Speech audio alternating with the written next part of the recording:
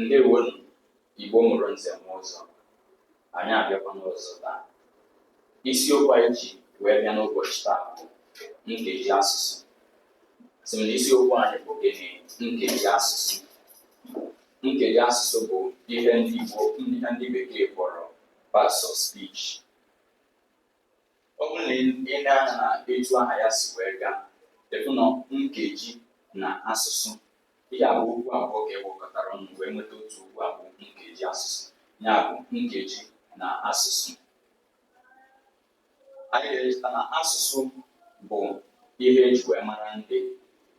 Asụsụ bụ ụzọ ahụ ndị nwe ya kwekọrịta ha ga-esi na-enwe mmekọrịta n'etiti onwe ha. Ka a bịazi n'ime asụsụ, e nwere ọtụtụ mkpụrụokwu bara ụba jupụtara n'ime asụsụ ọbụla. Asụsụ nke ọbụla abịazịa, enweziri ngalaba mkpụrụokwu nke ọbụla n'ime ya na-abanye.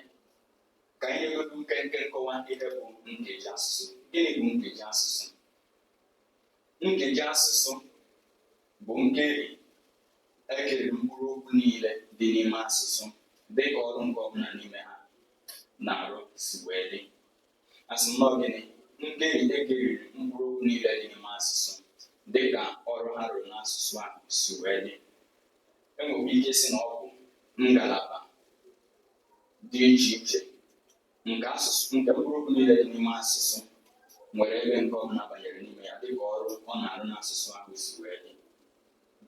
N'iji weta nka n'ihe na-eme na gburugburu anyị kwa ụbọchị, ọ bụrụ na abịa n'ihe dịka n'usekwu nkịta, ya bụ na kichin, enwegasịrị ọtụtụ ihe n'ime kichin, ihe dịka ngaji, mma, efere maọbụ ite.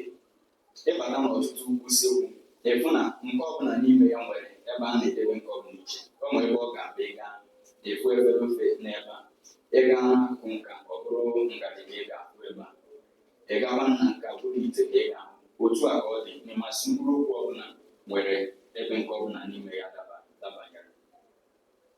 Ọ bụrụ na abịa n'asụsụ Igbo, enwere ọtụtụ nkeji, enwere ọtụtụ ngalaba n'ime nkeji asụsụ.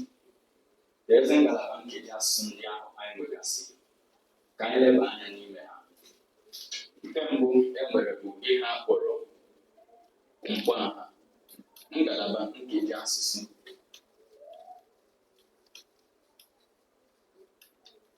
Ihe mbụ anyị nwere ebe a bụ mkpọaha.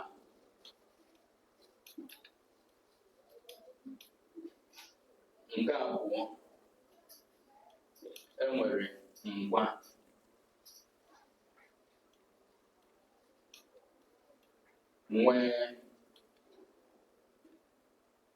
Enwere mkpọaha, ngwa na ndị ọzọ. Ka anyị lebagodo anya na-ebu aka, maka na ọ bụrụ na anyị gaba n'ime ya, nkeji asụsụ buru ibu, mana ọzi oge na-aga anyị wee na-elebazi anya n'ime ha. Mgbe ebe a ka anyị ga-agbagodi ya ọwa, anyị laghachi azụ, anyị ebidokwa kọwabazi ihe bụ mkpọaha na ngwa.